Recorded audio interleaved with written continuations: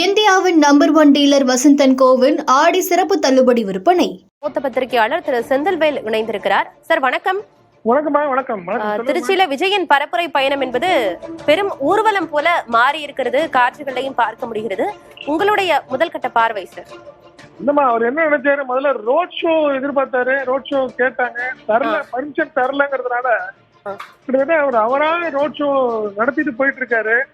மிகப்பெரிய நெருக்கடியை கொடுத்துருக்கு, போக்குவரத்து நெருக்கடி, பலருக்கு சிரமமா இருக்கு. இதை தவிர்த்திருக்கலாம் விஜய் அப்படிங்கறதா என்னுடைய முதற்கட்ட பார்வை. இல்ல, இப்ப இவ்வளவு பேரு கூடி இருக்கிறாங்க அப்படிங்கறத காவல்துறை எதிர்பார்த்திருக்கணும் தானே? ஏன்னா மாநாடு நடத்தி இருக்கிறாரு விஜய், அதுல எவ்வளவு கூட்டம் வந்திருக்கு அப்படிங்கறத பாக்குறோம். விஜய் ஒரு குறிப்பிட்ட இடத்திற்கு நேரடியாக செல்கிறார், அதுவும் முதல் மக்கள் பரப்புரை பயணம் இது அப்படிங்கறதும். இன்னொன்னு, பெரிய நடிகரும் கூட, அவரை பார்ப்பதற்காக ரசிகர்களும் வருவாங்க. அப்போ அதற்கு ஏற்றாறு வகையில காவல்துறையினர் போதிய ஒத்துழைப்போ அல்லது ஒரு கூடுதல் காவல்துறையினரோ குவிக்கப்பட்டிருக்கணும் இல்லையா? அது காவல்துறையினுடைய கைவசம் தானே, அவர்களுடைய பொறுப்பு தானே? இல்லம்மா, கிட்டத்தட்ட 25 நிபந்தனைகள் ஏற்கனவே காவல்துறை கொடுத்திருக்குது. அந்த கட்டுப்பாடுகள் எல்லாமே கிட்டத்தட்ட குச்சி ஆனதுட்டு எல்லாமே சொல்லியாச்சு. என்னென்ன பிரச்சனைகள், நீ எல்லாம் இப்படி வரணும், இப்படி போகணும்ங்கிற விஷயங்கள்ல இருந்து வாகனங்கள் வரக்கூடாது, 2 வீலர்ல வரக்கூடாது அப்படிங்கிற கட்டுப்பாடுகள் கிட்டத்தட்ட 25 கட்டுப்பாடுகள் காவல்துறை சார்பாக கொடுக்கப்பட்டிருக்கு. ஆனாலும் கூட இன்னைக்கு தவிர்க்கவே முடியல, அவங்களால கட்டுப்படுத்த முடியல. காவல்துறை கட்டுப்படுத்தினா இது வேற மாதிரி அரசியல் ஆகுங்கிறது நம்மளுக்கே தெரியும். இந்த ஒரு கிரௌட நீங்க கட்டுப்படுத்தினீங்கன்னா வேற மாதிரி அரசியல் ஆகும். இந்த விஷயத்துல விஜய் கொஞ்சம் கவனமா, ஏன்னா நல்லா பாத்தீங்கன்னா திருச்சியை பொறுத்த வரைக்கும் ஒரு 3 முக்கிய இடங்கள் இருக்கு. விஜய் கார்னர் இருக்கு, மன்னார்புரம் இருக்கு, என்ன உழவர் சந்தைங்கிற இடங்கள்லாம் இருக்கு. இது போக்குவரத்துக்கு நெரிசல் இல்லாம பொதுக்கூட்டம் நடத்தக்கூடிய இடங்கள். இதை தவிர்த்து இவங்க கேட்கிறப்ப எப்படி கேட்கறாங்கன்னா, மரக்கடை கேட்கறாங்க, சத்திரம் பஸ் ஸ்டாண்டு கேட்கறாங்க. இதெல்லாமே ஒரு போலீஸுக்கு ஒரு நெருக்கடியை கொடுக்கறதுக்கான ஒரு இடமா தான் தெரியுது.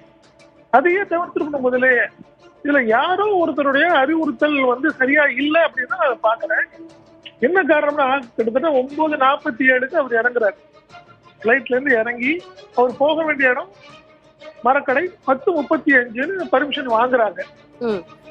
ஒரு நார்மலா இருக்கட்டும், 1 மணி நேரமா இருக்கலாம், இல்ல ஒரு 1/2 மணி நேரம் போகலாம். பாத்தீங்கன்னா கிட்டத்தட்ட ஒரு 500-600 பேரு சூழ அவருடைய வாகனம் போயிட்டே இருக்கு. அதை அவர் தவிர்த்திருக்கலாம்னு சொல்ற வரேன் நான். அவர் பாத்தீங்கன்னா டிவிஎஸ் டோல்கேட்டுங்கிறது மிக முக்கியமான இடம். அங்க பெரிய டிராபிக் ஆயிடுச்சு, இப்பதான் அங்கேயே போயிருக்காரு. மரக்கடைக்கு எனக்கு தெரிஞ்சு 1 மணிக்கு தான் போவாரு. இது கிட்டத்தட்ட திருச்சி சிட்டி ஃபுல்லாவே பெரிய டிராபிக். இதை தவிர்த்திருக்கலாம் விஜய். என்ன காரணம்னா, அவருக்கு தெரியும் சில விஷயங்கள் சரியா இருக்காது. அரசியல் பண்ண வேண்டிய இடத்துல பண்ணலாமா, இல்லைன்னா சொல்லல.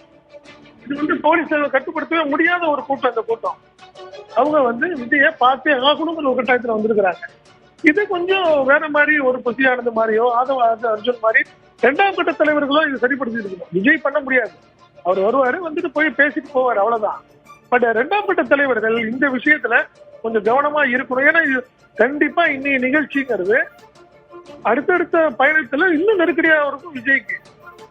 எத்தனை மணிக்கு இறங்குறாரு, ஸ்பாட் எவ்வளவு தூரம், 1 கிலோமீட்டர்னா கிட்டத்தட்ட 2 மணி நேரம் உங்களுக்கு ஆகுதுங்க.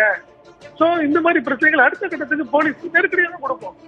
இது சரியா இருக்காது. ஏன்னா ஒண்ணும் இல்ல, இதே மாதிரி எடப்பாடி போனாரு, அவராலையும் பண்ணிருக்க முடியும், எல்லாத்துலயும் பண்ண முடியல. திமுகவாலையும் பண்ண முடியும், அண்ணா திமுகவாலையும் பண்ண முடியும்.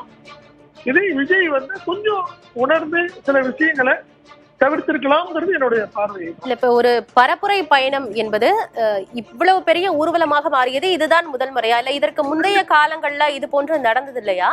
முக்கியமான தலைவர்கள் பரப்புரையில ஈடுபடும் போதோ இல்ல தங்களுடைய முதல் முக்கியமான ஒரு முடிவை அறிவிக்கும் போதோ இது போன்ற ஒரு பெரிய ஊர்வலமோ ஒரு பெரிய பரபரப்போ ஏற்பட்டது இல்லையா? இல்லம்மா, கண்டிப்பா இல்ல. ஏன்னா ரோட் ஷோங்கிறது பர்மிஷன் ஒண்ணு இல்ல. பிரைம் மினிஸ்டர் போனாரு, மோடி ஏர்போர்ட்டுக்கு போனாரு. ரோட் ஷோன்னு முதல்ல சொன்னாங்க, இல்ல ரோட் ஷோக்கு பர்மிஷன் கிடையாது, செக்யூரிட்டி ப்ராப்ளம் சொல்லிட்டு 2 சைடு நீங்க பேரிகார்ட் போட்டு அவங்க வந்தாங்க. எந்த டிஸ்டர்ப் இல்லாம அடுத்த 17 நிமிஷத்துல போயிட்டாரு, பிரைம் மினிஸ்டர் போயிட்டாருன்னு வச்சுங்களேன். இந்த விஷயத்தை பொறுத்த வரைக்கும் இதை போலீசாரால் கட்டுப்படுத்தவே முடியாது. காரணம் என்றால் அது வேற மாதிரி அரசியல் ஆகும். எது செய்தாலும் அரசியல். ஒண்ணும் இல்ல, நீங்க புசியானந்து போய் போலீஸ் ஆபீசர்கிட்ட பேசுறதையும் வீடியோ எடுத்து போடுறாங்க. அது சிக்கலாயிடும். இந்த மாதிரி விஷயங்கள்லாம் நிறைய இருக்கு. அதனாலதான் நான் சொல்றேன், இந்த விஷயத்தை பொறுத்த வரைக்கும் தாவேக்காவில் உள்ள 2ஆம் கட்ட தலைவர்கள் விஜயுடைய பரப்புரை பயணத்தை ஒழுங்குபடுத்திக் கொள்ளணும். இல்லைன்னா அது எந்த அளவுக்கு உங்களுக்கு பிளஸ் ஆகும் இருக்கோ அதே அளவுக்கு மைனஸ் ஆகுறதுக்கான வாய்ப்புகள் அதிகமா பாக்குறாங்க. திருச்சி மாவட்டத்தை தாவேகா தலைவர் விஜய் தேர்வு செய்ததற்கான முக்கிய காரணமா என்ன பாக்குறீங்க? இல்லம்மா, திருச்சி கிழக்கு, அதாவது திருச்சியில வந்து 9 தொகுதிகள்ல திருச்சி கிழக்குங்கிறது ஒரு சட்டமன்ற தொகுதி. அதில் விஜய் போட்டியிட போகிறார்னு ஒரு தகவல் போயிட்டே இருக்குது. அது ஒரு சின்ன தொகுதி. அது 2வது பாத்தீங்கன்னா மைனாரிட்டி வாக்குகள் அதிக சார்ந்த ஒரு தொகுதி. அது இந்த தொகுதியில் விஜய் போட்டியிட போகிறார்னு ஒரு தாவேகா தரப்புலயே ஒரு தகவலை பரப்புறாங்க. எந்த அளவுக்கு உண்மைன்னு தெரியல. இந்த மரக்கடைங்கிறது வந்து திருச்சி கிழக்கு சட்டமன்ற தொகுதியில ஒரு முக்கியமான இடம். அங்கதான் ஃபர்ஸ்ட் அவரு இந்த பரப்புரையை ஆரம்பிக்கிறாரு. அதுதான் ஒரு முக்கிய காரணம் அப்படின்னு சொல்றாங்க. திருச்சி மாவட்டம் திமுகவினுடைய கோட்டையாக இருக்குது. அதை தொடர்ச்சியா நம்ம பார்த்துட்டு இருக்கோம். தாவேகா தலைவர் விஜய் தன்னுடைய முதல் பரப்புரை பயணத்தை திருச்சியில தொடங்கி இருக்கிறாரு. அவருடைய இந்த முதல் பரப்புரை பயணம் என்பது எந்த அளவுக்கு தாக்கத்தை ஏற்படுத்தக்கூடியதா இருக்கும்? கண்டிப்பா ஒரு பெரிய தாக்கத்தை ஏற்படுத்தும். ஏன்னா விஜய் போட்டியிட்டாருன்னா கண்டிப்பா பெரிய தாக்கத்தை ஏற்படுத்தும். அதுல ஒண்ணு மாற்றம் இல்ல. யங்ஸ்டர்ஸ் இருக்கிறாங்க, ஃபர்ஸ்ட் ஓட்டர்ஸ் இருக்காங்கல்ல, முதல் வாக்காளர்கள், முதல் ஓட்டு போடுறவங்க இருக்கிறாங்க. அவங்க எல்லாமே கண்டிப்பா தாவேக்காக ஒரு பெரும்பான்மையா இருக்கிறாங்க. அதனால விஜய் போட்டியிட்டால் கண்டிப்பா ஒரு பெரிய தாக்கத்தை ஏற்படுத்தும் திருச்சி கிழக்கு சட்டமன்ற தொகுதியில். அதுல ஒன்றும் மாற்றுக்கிறது கிடையாது. ஏற்கனவே பாத்தீங்கன்னா ஸ்ரீரங்கம் தொகுதியில மறைந்த முன்னாள் முதல்வர் ஜெயலலிதா அவர்கள் போட்டியிட்டாங்க. அதனால திருச்சிக்கு இது ஒரு ஃபர்ஸ்ட் கிடையாது.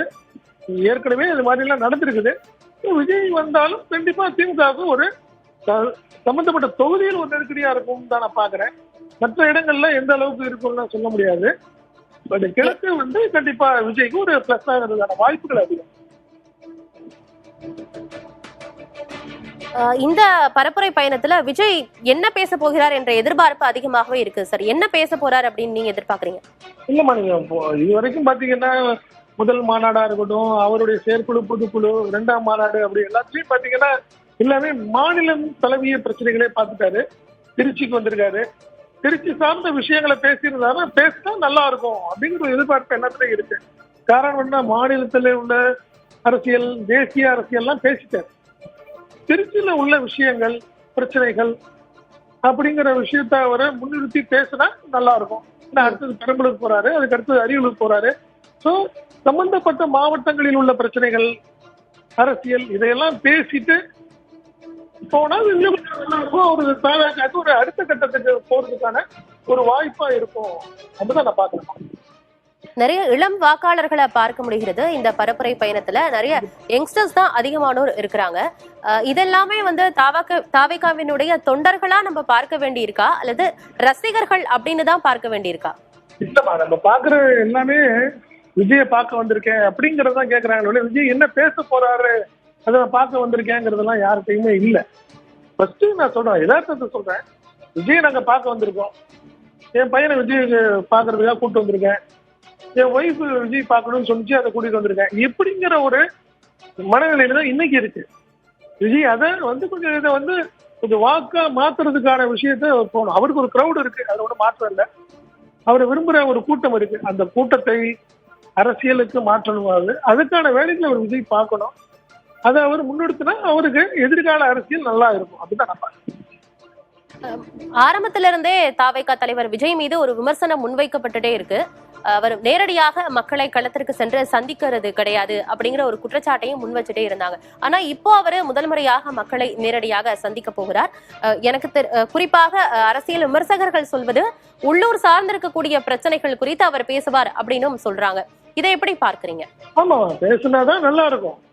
ஏன்னா திருச்சியில வந்துட்டு திருப்பியும் அங்கிள் அப்படின்னு முதல்வர் விமர்சனம் பண்றது, விஜய் இது பாஜகவை பத்தி விமர்சனம் பண்றதெல்லாம் தேவையில்லை. இங்க திருச்சி சார்ந்த விஷயங்கள், காவேரி டெல்டா விஷயங்கள், காவேரி இந்த மாதிரி விஷயங்கள், தொடர்ந்து விஷயங்களை பத்தி இந்த மாதிரி விஷயங்களை பேசினா நல்லா இருக்கும் விஜய் அப்படின்னு தான் நான் பாக்குறேன்.